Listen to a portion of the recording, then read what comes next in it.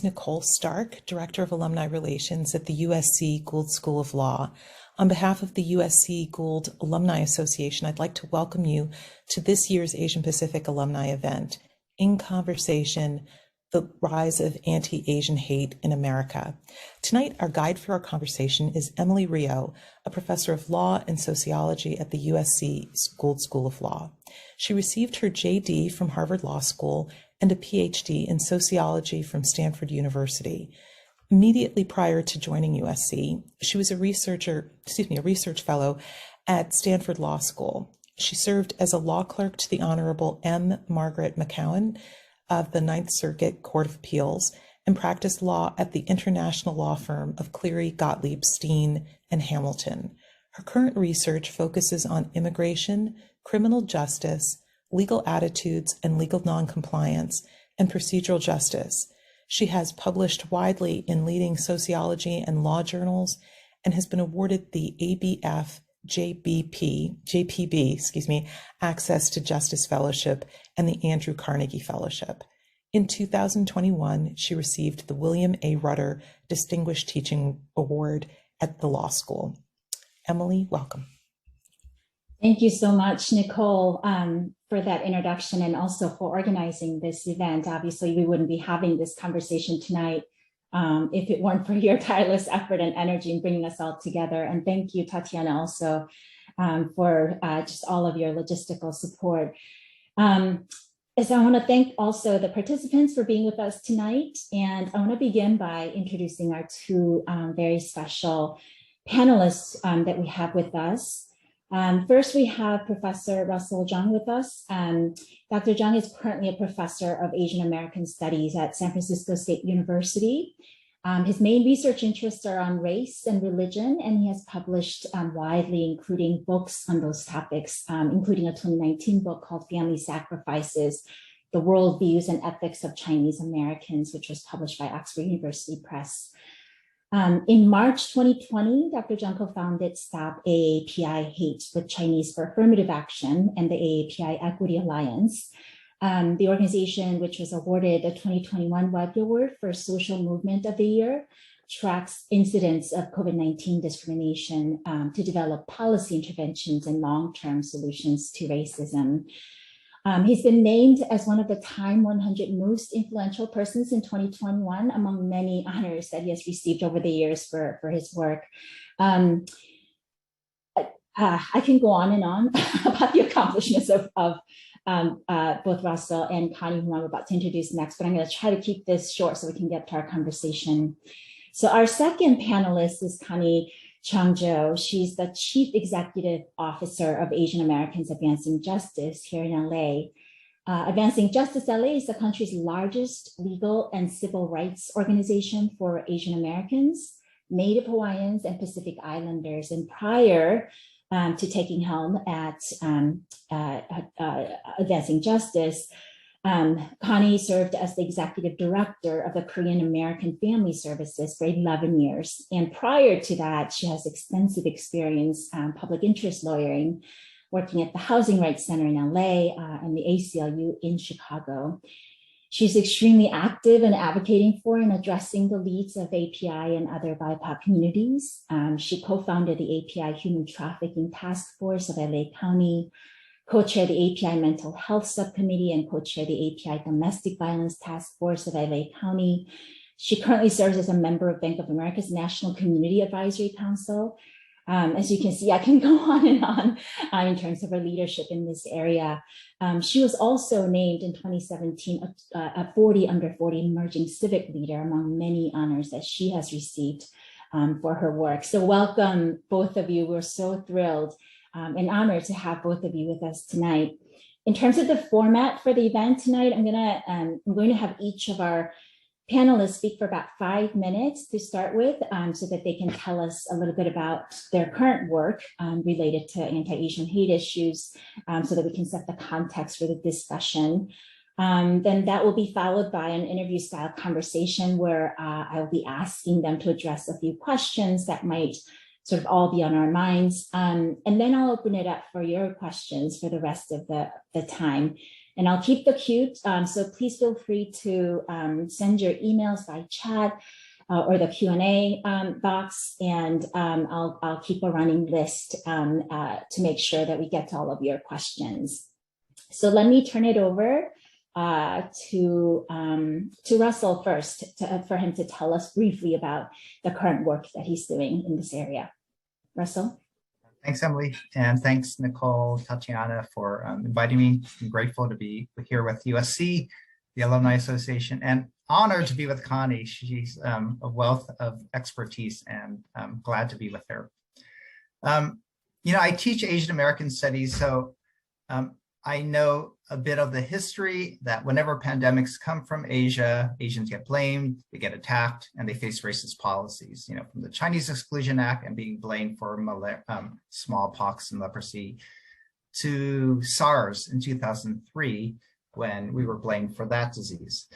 And so when COVID was arriving from China early 2020, I was just attuned to the issue. I actually had a cousin from China come, and she got stuck with her kid in the US because of embargoes and quarantines that she wasn't able to return to China. So she was in limbo in the US. And so, and then my own family began to get attacked. My son and I were at a sporting goods shops right before the quarantine, and some guy in front of the line looked at us and just demonstrably moved away from us, right? And that's not a hate crime, but it was an incident of shunning, of deliberate avoidance of Asians. And then right next to us in line at the sporting goods shop were a long line of people buying guns and weapons. And so being perceived as the enemy and then knowing people were arming themselves against the enemy was sort of chilling for me and my son. My own wife was running, and again, this is early in the pandemic, and someone just blocked her path and coughed in her face. So these two incidents of being shunned and of being spat or coughed upon are just examples of what we found when we created Stop API Hate. We created a website to collect firsthand accounts, and in our first week, we got 100 a day from across the nation. I was just sort of stunned by the extent of it, the pervasiveness of it, and then again, the vitriol is that my wife and my experiences were not uncommon, that people were spitting on Asians, right? And you think, well, how do you know racism has increased? I don't recall people spitting on their neighbors in 2019. And so we created Stop API Hate, started tracking the incidents, and I could talk more about it. But since then, we've issued over 20 reports on what's been happening, what's the rhetoric employed when people attack us, who's being attacked, who are marginalized groups. And we've used this data then to develop policy interventions to try to prevent the racism, to try to address the types of racism we're experiencing, and to address it comprehensively. So again, it's taken over my life over the last 2 years, and we'll be doing so for a while now because it's not going away in the near future. Great, thank you, Russell. I want to turn it over to Connie next to see if she can talk a little bit about the work that she's doing. Yeah, thank you so much, Emily, and thank you to USC Gould for having me, and Russell, who's always an amazing co-presenter to be having the honor to speak with. So a little bit about Advancing Justice LA.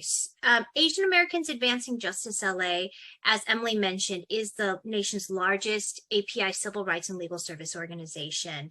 And we are located in Los Angeles with an office in Orange County and a policy director in Sacramento.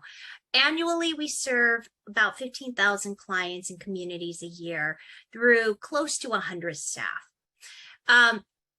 Asian Americans Advancing Justice LA is part of a larger affiliation made up of 5 independent nonprofit organizations working in API civil rights. And those 5 organizations all have the umbrella of being called Asian Americans Advancing Justice, but the tagline or the end of our names distinguishes us. So I run LA. And then we have, which is the largest in the nation, we have in the Bay Area Asian Law Caucus, or ALC, which is the oldest API civil rights organization in the country. We have in DC Asian American Justice Center, or AAJC, that has really more of a national presence to its work. And then we have Chicago, that goes by Chicago, and an affiliation in Atlanta that goes by Atlanta. And they're the leaders in Chicago, in the Midwest, and in the South. So collectively, although we are all independent organizations, we've come together and we have this coordinated effort to have a national impact on the API community and different needs. But my organization, Advancing Justice LA, was originally founded in 1983 under the name Asian Pacific American Legal Center by a man named Stuart Kuo, who found the organization in the wake of the Vincent Chin murder. So Vincent Chin was a Chinese American man in 1982 who had been beaten to death by two white automobile workers who blamed the Japanese automobile industry for the economic demise that was going on. And so they beat Vincent to death, but despite the fact that he is not of Japanese descent, he's an American of Chinese descent, but that didn't stop them from killing him. And there was at that time a new wave of Asian American activism that emerged from Vincent Chin's killing. This was the first case of a hate crime being prosecuted where the victim was an Asian American. And in that case, the two men who killed Vincent never saw a day of jail. So there was this real movement in the Asian American community after that of coming out and saying, we need to be out there. So both our organization, a lot of the Asian American activism is based on attacks against our community and an experience like Vincent Chin. Our organization was also involved in a pretty seminal case involving 72 Thai nationals who had been labor trafficked in a warehouse in El Monte in the neighborhood in Los Angeles, where this was the first case of modern day slavery in America. And it was litigated by our organization led by, at that time, Julie Su, who is a very young, new Skadden Fellow attorney, and went on to become California's Secretary of Labor and is now the Deputy Secretary of Labor under the Biden administration. And so our organization has this long history of working on using the law and civil rights to advance change and protect the rights of our very diverse API community and very large community here in Southern California. So a little bit more about me to provide context to what Emily said. I did start off my career as a public interest lawyer, and the Legal Center and Julie Su and Stuart Kuo were actually really seminal, because I still remember being a student at USC undergrad, not knowing what I was going to do with the rest of my life, thinking maybe I would go to law school because I was interested in social justice and civil rights and human rights. And I figured maybe having a law degree would help me figure out what I needed to do to advance that. And seeing this case of the Thai workers and realizing, oh my gosh, you can have Asian civil rights lawyers, because I didn't know any lawyers in my family. I didn't know any Asian lawyers, and certainly not civil rights attorneys. And so that was sort of my first opening into knowing that that was a profession I could go into. I did practice law, as Emily said, at ACLU and Housing Rights Center. And after about 6 or 7 years, I realized I don't really want to be a litigator anymore. I wasn't really interested in that, but I wanted to stay in the public interest field and the nonprofit sector. And that's when I went on to become the executive director of Korean American Family Services, and really kind of gave up on legal work. I was focusing on domestic violence and gender-based violence. I was working in mental health, and I was working in foster care. And I didn't think that I would ever use my law degree again. And it was during this pandemic in August of 2020, in the summer of the first year of the pandemic, where I did decide to switch jobs, and I took on the role of CEO of Advancing Justice LA. And I did it because we saw two things emerging early on in the pandemic. First was the rise in anti-Asian hate and seeing our community scapegoated, and really being frustrated that no one in the mainstream America seemed to give a damn about it. You know, Russell's story and what happened to him was happening all over the country. And you could read about it sometimes in like social media and certain API focused journalism, but it was not getting national attention, not in any way that really seemed that it deserved to be getting. And then the second thing was the murder of George Floyd soon thereafter, and through the Black Lives Matter movement, this public reckoning in our country around systemic racism and anti-Blackness. And so I really felt that this was the time to focus on social justice and civil rights and recommit to this work. And that's how I came to Advancing Justice LA. And it's been incredibly gratifying to work at the helm of an organization that is so deeply committed to civil rights, to have the resources to do it. We have helplines in 7 Asian languages and dialects in order to answer calls for all sorts of legal needs, but including victims of anti-Asian hate who need support. And so, and we've developed quite a robust body of work under our anti-Asian discrimination program that includes policy work at the state and helping pass things like the California equity budget and other kinds of bills and budget increases that we're looking at. We are doing public awareness campaigns. We're doing ethnic specific Asian language ethnic media campaigns. We offer bystander intervention trainings to learn how you can safely intervene and support a victim if you were to witness an act of anti-Asian hate. And of course, working directly with victims and providing them with both legal services as well as helping them navigate areas of support. So I would say that for me, it's been incredibly powerful to just kind of see the wake-up call that's happened around this country as we've seen the rise in anti-Asian hate, and start to see, particularly because of the strength of Stop AAPI Hate and really highlighting what's been happening, that we're not the model minority myth. That we're not the model minority, that we do face oppression and discrimination, and that it was a real wake-up call to this country that our community needs to be noticed. What's happening to us needs to be addressed. And I think for Asian Americans, it's also been a wake-up call that we can no longer, allow that model minority myth to be used to kind of play us against other communities of color, that we all do need to think about what does racial solidarity look like in a way that maybe certain Asian Americans have not felt like they've needed to really show that kind of, maybe necessarily align in that way in the past. And so I think this time has both been really hard for our community, but it has been a really important opportunity.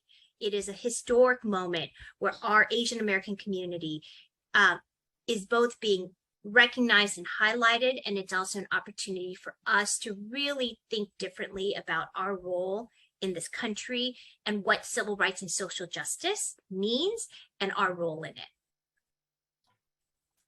Thank you so much for that overview of your work. And I want to sort of dig in deeper into some of the issues that both of you raised. So I want to move on to the Q&A portion of the session and with me. And I wanted to pose a number of questions to our panelists. And I want to begin by highlighting a couple of quick statistics to open up the conversation. So according to a recent report, 1 in 5 Americans believe that Asian Americans are at least partly responsible for COVID-19, compared to 1 in 10 last year.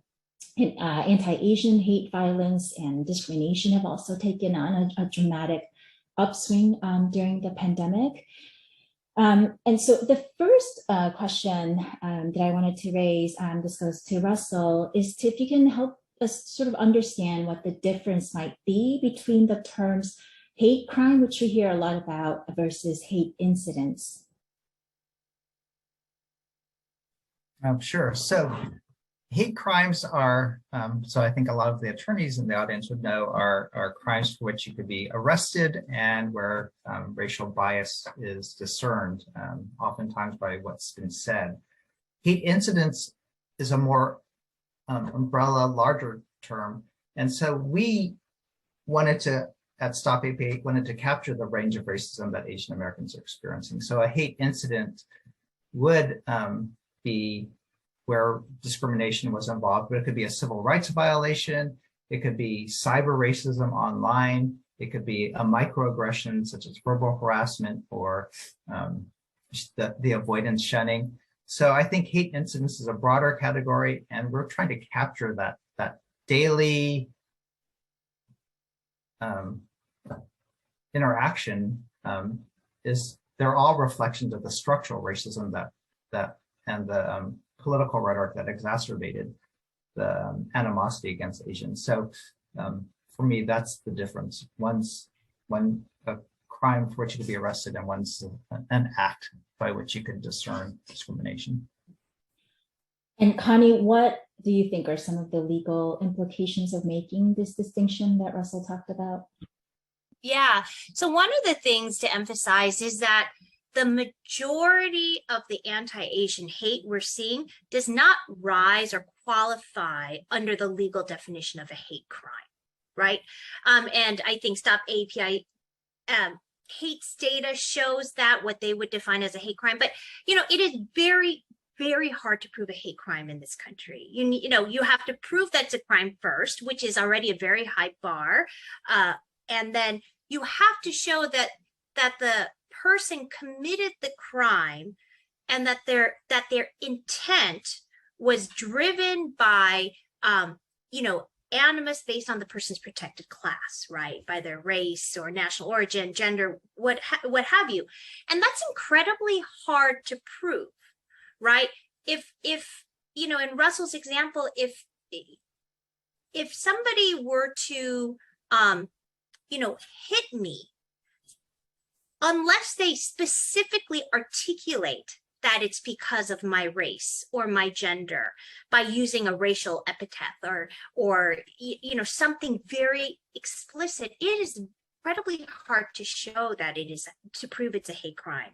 And so what's important for Asian American activists is that we really are trying to emphasize that whether it rises to the level of hate crime or not, all anti-Asian hate, all incidents and hate crimes are still, it's still bad, and it's still worthy of a response.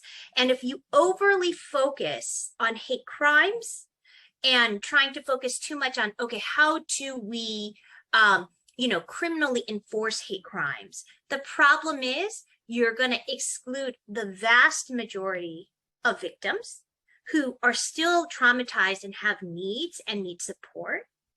And the other thing you do is then you end up focusing on our criminal justice system as the solution.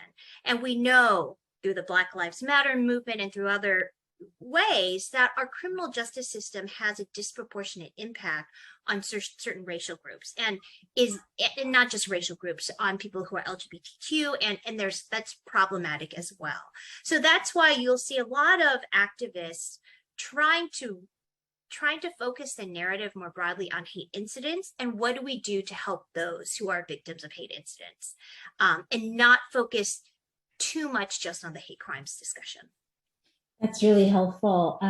So I'm going to stay with you, Connie, for a little bit and follow up, sort of focusing specifically on hate incidents, which is the broader term that we're using right now. If you can tell us a little bit more detail, specifically what types of hate incidents we're seeing against API community members and how severe you think the problem of underreporting might be? Yeah. So, we have, of course, Stop API hates data, which is the leading aggregator of this data that says it's, Russell, like 11,000 incidents at this point. And what we know is that women, Asian American women, are targeted at about 2 to 3 times more than Asian American men.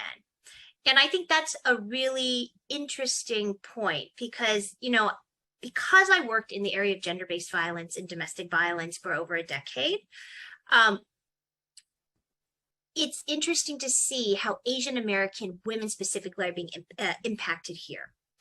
I have spoken to numerous victims of anti-Asian hate who are women, And when they have been attacked, and I've asked them, when they came forward, they've usually had a really hard time reporting or speaking out about what happened. And I've asked, why were you hesitant, or what was the delay before you spoke out or reported it or asked for help? And I was told two things. I was told, A, I was afraid I wouldn't be believed or I'd be accused of making this up.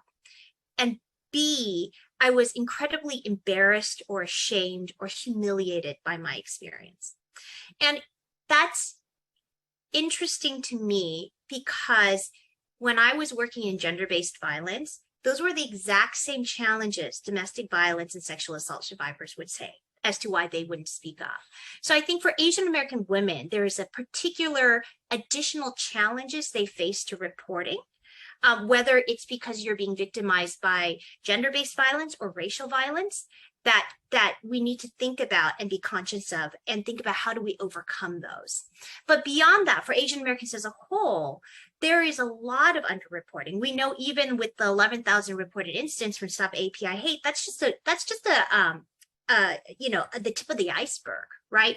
Because Asian Americans face language barriers. They face cultural barriers. There's, we have folks who are undocumented or have mixed immigration status who are really scared about coming forward and reporting things because they're afraid that's going to impact their immigration status or something like that. We have community members who feel like they don't want to go to the police or the government because in their maybe native host countries, it wasn't always a safe thing to report things and to call things out.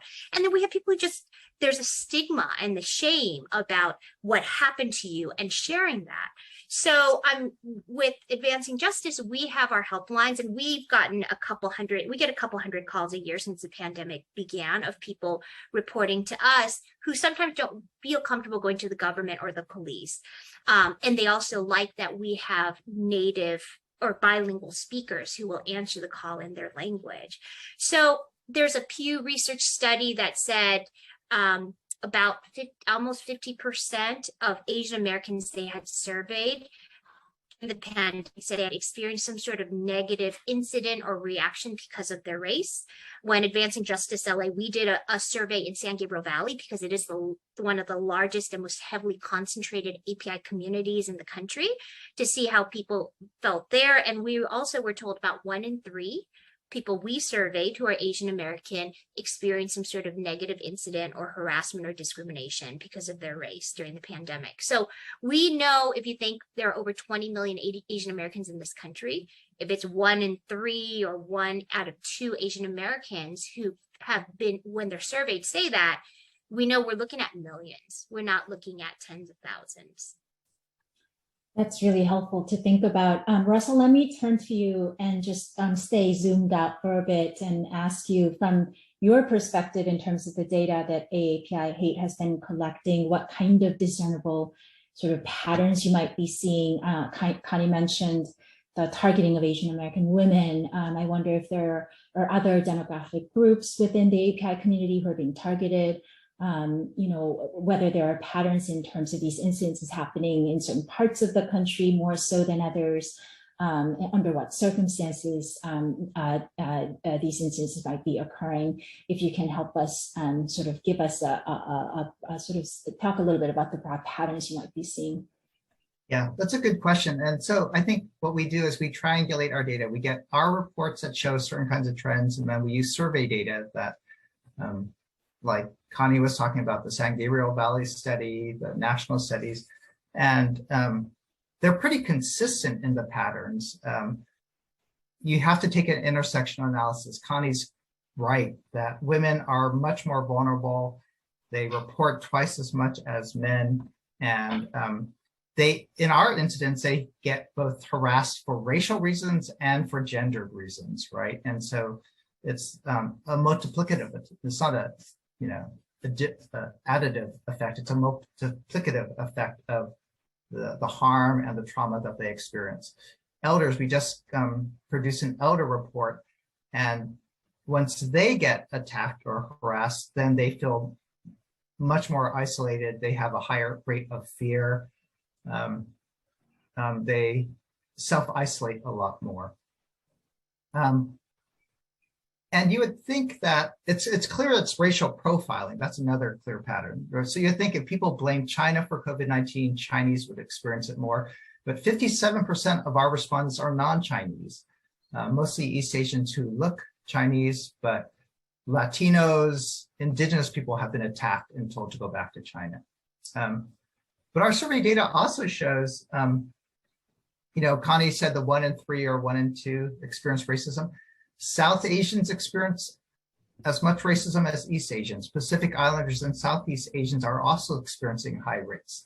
So that means either those groups are getting lumped in together, we're all lumped together and people really can't tell us apart, or they experience different forms of hate, like by Islamophobia or by skin color or by class. And so I guess my last intersectional point is that those who are low income experience twice the rate of racism as those who are, let's say, professional class. And when you think about it, it makes sense. There are essential workers who have to go out and interface with the public and, as frontline workers, whereas professionals could stay at home and avoid the public. So if you're interfacing with the public, you're much more likely to get harassed, attacked, or, face a hate incident. So, you have to look at class factors, ethnic factors, and quickly geographic factors. Those who live in dense urban environments where you have to take public transit, you're more in crowded conditions. That's where you're more likely to face hostility because people are more fearful of the pandemic in those situations. Yeah, one thing that really struck me as you were talking, Russell, is the lumping of different national origin groups that Asian American community members are experiencing. And I just wanted to mention that I have a study that's coming out in a few months in a journal that looks at removal rates of Chinese nationals versus all other groups, and also South and East and Southeast Asian groups who are in removal proceedings. And really striking finding of our study is that there was a huge spike in removal rates of Chinese respondents in removal proceedings at the onset of the pandemic compared to the pre-pandemic period. We also see that kind of a same spike, but on a smaller scale for East and Southeast Asians. So this is something that we're also seeing in terms of how immigration judges might be reacting to public attitudes. Quickly to that point, again, we said we had faced interpersonal violence and racist policies, and that the deportation proceedings is just an example of institutional policies that have been employed during COVID-19 against targeted groups. We've also had, the second Chinese Exclusion Act. Refugees resettlement was cut, H-1B visas were cut, Chinese scientists and researchers were banned, they extended the Muslim ban. All these policies were institutionalized policies that again viewed Asians as threats to be excluded. So I want to turn back to Connie to ask this question, which is how much impact you think political rhetoric and mass media characterization of the pandemic might have played a role in fueling the rise of these incidents, particularly in the context of how we've been talking about the effect of public attitudes on policy.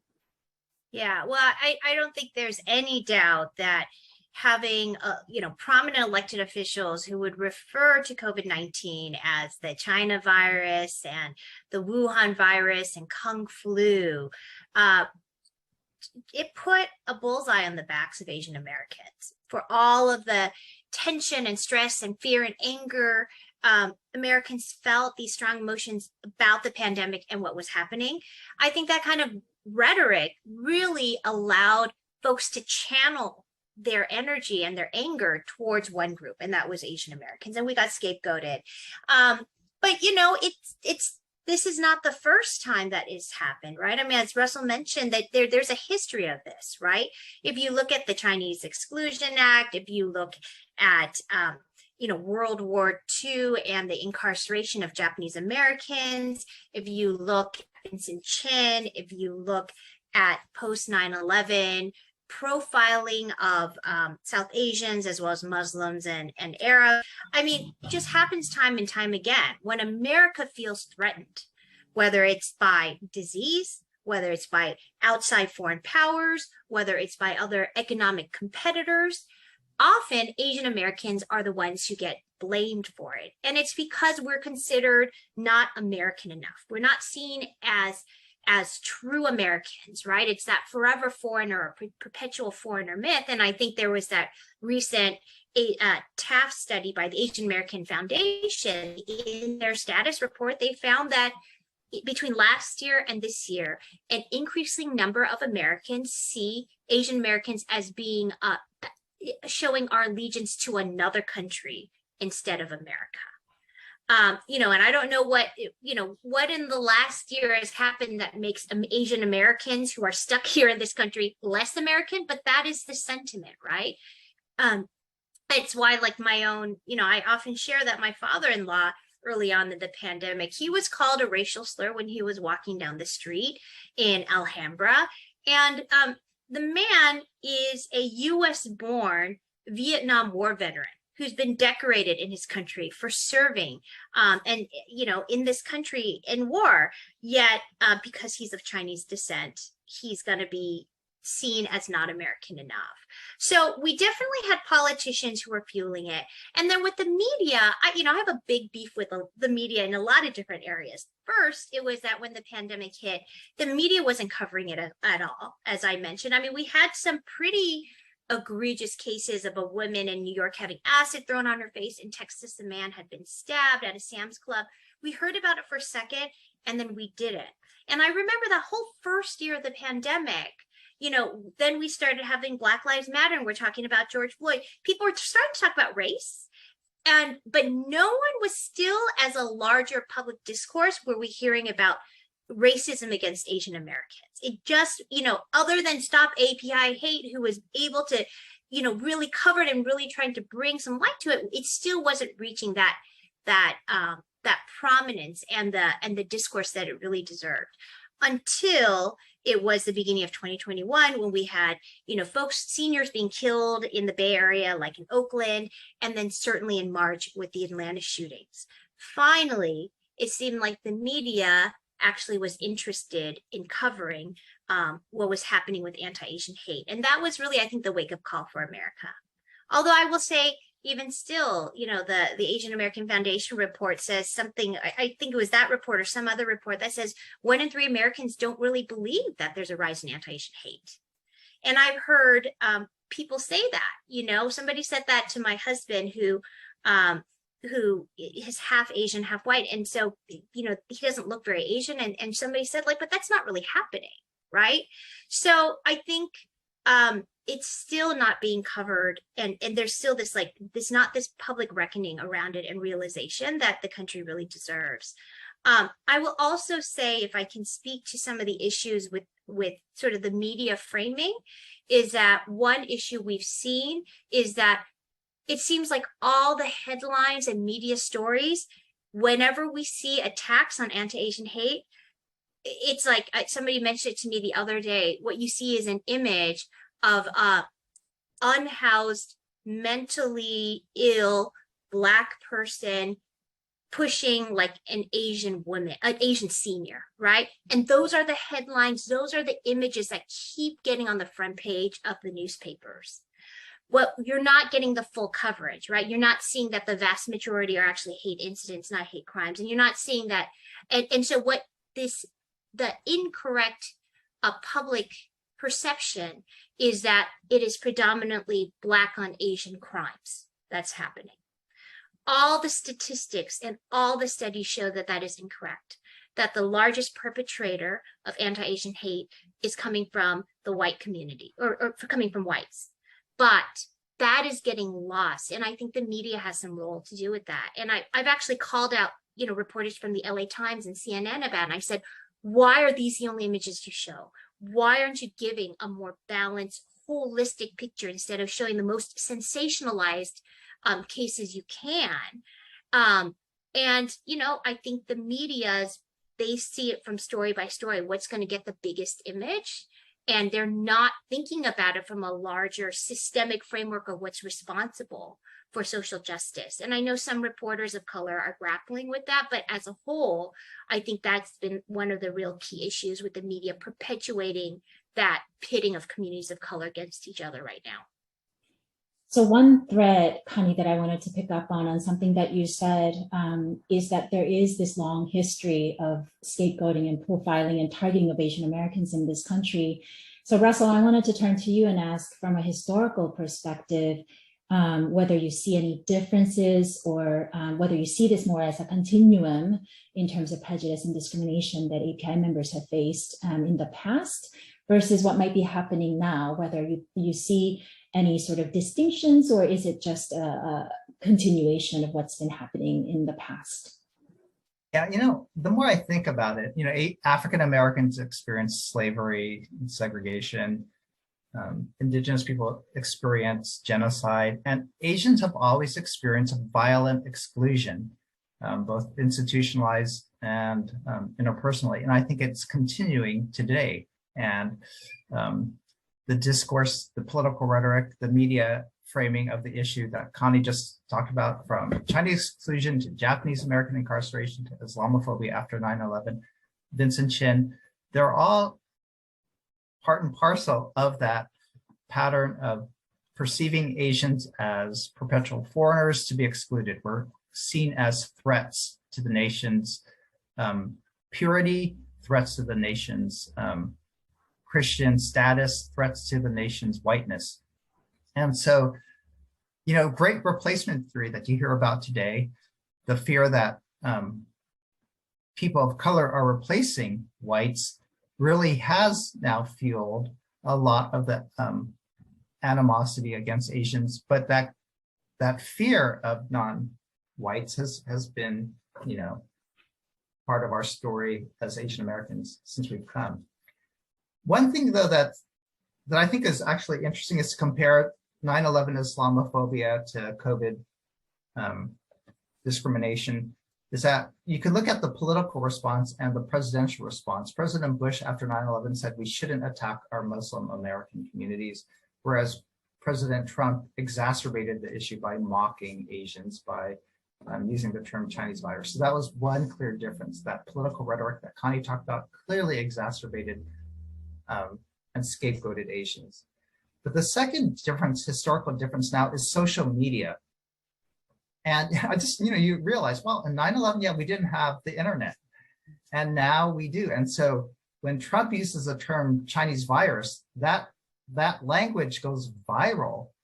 And that term, Chinese virus, really racialized the virus and stigmatized the people. It was just really deadly because it shapes how people think about the disease. It shapes our implicit bias. And so again, social media circulates, and then we're in our own social bubbles, right? So you mentioned the point that more Americans now believe that Asians are to be blamed for COVID than in 2020. Like, why do they get that idea when it's Americans who don't wear masks, it's Americans who don't get vaccinated, but a higher percentage of Americans now blame Asians for COVID-19 and its spread? So where do they get that? And it's only because they're getting their information and their news sources from their own social media outlets. And so that polarization of America, the segregation, if you will, of America into different camps really, again, I think exacerbates the problem and has heightened the racism that we're seeing today. Great. So I think we have about 15 minutes left. So I want to see if I can just open it up for Q&A with the participants. And if there's time, I can sort of pose other additional questions that I have. But I want to turn to the first question. And actually, I want to encourage the participants to send us your questions that you might have been wondering about, or if there's any issues that you want our panelists to address during the session. So the first question comes from Jeff Don, who says, I saw during the Black Lives Matter emergence, a Black militia was formed somewhere on the East Coast. Has an Asian militia been formed yet in America, and should it? Jeff is a USC Law Center class of 1978. So either Russell or Connie, do you want to address that question? So I haven't heard of any Asian militias being formed, but I have most definitely heard of more Asian Americans buying guns and arming themselves and feeling that they need to do that for their own safety and to protect their families. Personally, that concerns me a lot. I think after Uvalde and, Buffalo and Laguna Woods, the thought of, regular citizens having so much access to guns doesn't actually make me feel safer. So I do have some current concerns with it, but I don't know that I've heard of any militias. I just hear about more Asian Americans buying guns. Yeah, I agree with Connie. I think this is a period of collective racial trauma for Asians. In our studies, 1 out of 4 Asians who experience this type of racism, even if it's just a low level of harassment, are experiencing trauma. That's 3 or more long-term symptoms of issues like anxiety, depression, anger, hypervigilance, fear. And so when we're facing the trauma, or we experience vicarious trauma if we see a grandmother attacked and we can't help but think it's our own grandma or our own mom. So as Connie said, 1/3 to 1/2 of us experience racism. The rest of us may experience it vicariously. We're traumatized. And so then we go into fight or flight response. And the fight response is arming yourself, is wanting to fight back, to create militias, patrol groups. The flight response is we're telling our elders to stay inside. We're not sending our kids back to the classroom. But I think we have to actually really be healed at the moment and find non-violent ways to address the racism, to have restorative ways to justice. And so, Connie said in the very beginning, it's been a really trying time, but it's also a time of opportunity for us to re-examine what's the Asian American role in America's civil rights and race relations. And I think if we could overcome this period of racial trauma and be healed, and instead of going into a fight or flight response, but instead having a nonviolent conciliatory response, I think that would be an amazing opportunity for Asian Americans to play at this moment. I also would add that I think we can fight, but the fight doesn't need to be, in my mind, using weapons and guns. Yeah, We Advancing Justice LA, and I think a lot of folks advocate for what are interventions that can keep us safe, but not necessarily, rely on more law enforcement, but also keep us safe from not just hate crimes, but hate incidents, right? This feeling that, any one of us could be attacked or verbally harassed at any time. So we're focusing on bystander intervention trainings, and we offer those free to the public in different languages as well as English all the time. And over 175,000 people have been trained in bystander intervention. But you have things like Compassion in Oakland and Compassion in San Gabriel Valley, which create escort programs for predominantly Asian seniors, and so somebody can walk with them or be with them. So there are different ways of fighting back that focus on safety in different ways. And you're seeing people being much more creative, anti-bullying measures, and, fighting for ethnic studies. That is different, right? That still, we want to enhance safety, but we want to do it not necessarily just focused on adopting more violent strategies to do so. Russell, can I turn to you to see if you might have anything to add in terms of what you might perceive as sort of members of the API community might be saying should be done, or what you think are some of the action steps that we should be taking either as individuals or communities in terms of addressing the rising anti-Asian hate and discrimination? Again, I agree with everything Connie says. I agree with that. We're really promoting ethnic studies as a way to prevent racism before it occurs, to develop racial empathy, to unlearn racism. And so we just had an ethnic studies summit We're trying to introduce it at an earlier level than college, at the K-12 level. So we're really working with groups across the nation. There's a huge movement now for requiring Asian American narratives to be in our curriculum. So people aren't aware of this, but 17 states now have passed or are seeking to pass legislation to require Asian American studies. So this is a huge movement that's developed alongside the Stop AAPI Hate movement, just grassroots initiatives, because they see that's the best way to address racism, to educate people. We're also trying to expand civil rights. And again, Connie mentioned this. A lot of the harassment we're seeing are violations of civil rights.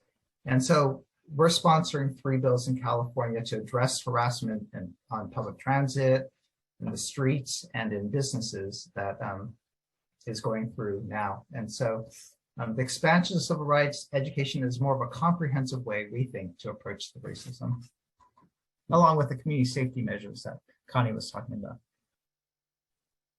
Let me raise this other question that came through. The question is, can you talk more about the international community's impression of America? Are these incidences and cases impacting students and work visas or immigration overall to the United States? Maybe Connie can start us, and then we'll see if Russell has anything to add.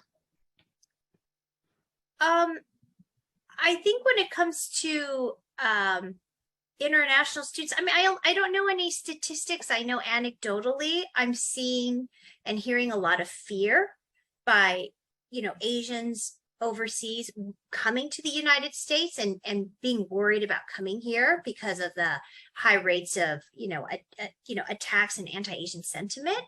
But then again, I also know a lot of Asian Americans who, are from this country are also fear going to school. And we've seen during the pandemic, we've seen an unprecedented number of Asian American students taking leaves of absences because they were too scared to return to schools. And I've heard that from many colleges across the country.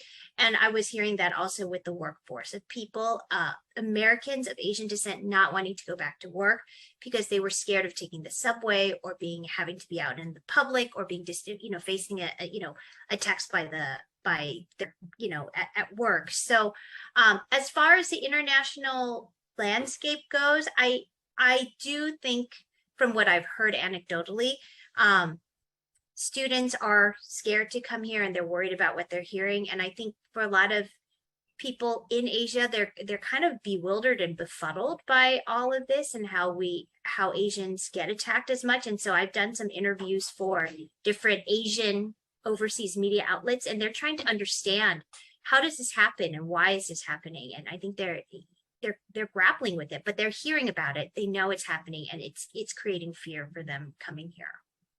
Yeah, I know 2 policies, the ban on Chinese scientists and researchers and the China Initiative, which investigates American researchers for their ties to China, have both had chilling effects. So we at San Francisco State have seen clearly like a 33% decline in international students. So a lot of students left during COVID and aren't returning. A lot of researchers and scholars are no longer collaborating with China just because they didn't want to deal with the hassle. You could be arrested. I could be targeted and arrested if I had wanted to explore research opportunities with Chinese colleagues and failed to report properly, and I could get arrested. And so that's been happening. And so I think the international community, there has been a real concern. I know I was in another seminar, and a Filipino who was waiting for 20 years to get her visa decided not to come after waiting all that time because there was so much violence in the US. And so she just, even though she could have reunited with her family, she decided not to immigrate. So I think, like Connie said, there is a knowledge out there in Asia, especially, about the anti-Asian racism that's spiking now. This other question for Connie is, in terms of litigation or legal reform that lawyers might be pushing for, the legal community might be pushing for, are there particular types of cases or particular kinds of legislation that you think is promising, or that you would like to see happen? Yeah, so some of the legislation that we're seeing that I find promising are the ones that, well, first are the ones that are increasing resources for Asian and Pacific Islander communities. So we saw, for example, in the federal hate crimes, the COVID-19 hate crimes bill, that it also included funding for multilingual helplines, so that way would make reporting easier for different immigrants, and also increased funding for social services for Asian Pacific Islanders, which is also important for things like mental health services, where if it's not culturally and linguistically specific, our community members aren't going to get it. And the thing I hear most from victims of anti-Asian hate, what they need most is the counseling or the mental health. Often is the first go-to, especially if it doesn't rise to the level of something that would be criminally prosecuted. I am in addition to some of the ones that Russell mentioned around like ethnic studies, our organization is trying to push for a budget increase in California to help get more funding to get more Asian language teachers certified, so we can increase the number of dual language programs in California, because people like dual language immersion programs, but there's not enough supply of teachers who are certified, particularly in Asian languages. The number of Asian language teachers is very, very low. And so you can't increase those programs. And those programs aren't just good because, you know, the studies show cognitively it's great for kids, but also the studies show that it increases cultural sensitivity and awareness and tolerance. And so we think from a preventative measure, those are good as well. So, you know, those are the ones that I would say. There's a lot more interest in things like restorative justice programs that look at, you know, alternatives to incarceration. And I think there are some folks who are interested in that. One thing that we were pushing for is, you know, there's something called victims of crime funds, that if you are a victim, you can seek compensation and you get reimbursed for medical bills or, you know, your vandalism costs, all of the counseling services. In California, you have to get a police report before you can qualify for victims of crime compensation. Other states do not require it. So it's certain things like that we'd like to see changed. So we only have a minute or two, and then so I want to give Russell the last word. I wanted to ask if his work with AAPI hate is a continuing a phenomenon, or is that a specific response to the pandemic that you see as something that's more temporary? And also if there are any sort of major takeaways that you want us to have just in terms of thinking about these issues. I think we've always wanted to build a movement to increase the capacity of Asian Americans, and that's what's been heartening. Even though this is a period of collective racial trauma, Asian Americans, Pacific Islanders are really standing up, and more than ever in my lifetime, I've seen communities coming together in solidarity, wanting to work across racial groupings to make a change, to fight for racial equity. And so I think we're going to be around for a while. And because, you know, we don't define hate narrowly like it's a hate crime, but we see hate broadly. It could be deportation that Southeast Asians and Chinese are experiencing. It can be the Islamophobia that South Asians face that gets institutionalized. So we're going to be attuned and report out on the various forms of hate that we're experiencing, and try to, again, it's going to take a while to expand the civil rights protections of our communities and to educate our communities. I think we're at time, so I want to thank both of you so much for all of your time, obviously, and your insights, for sharing them with us.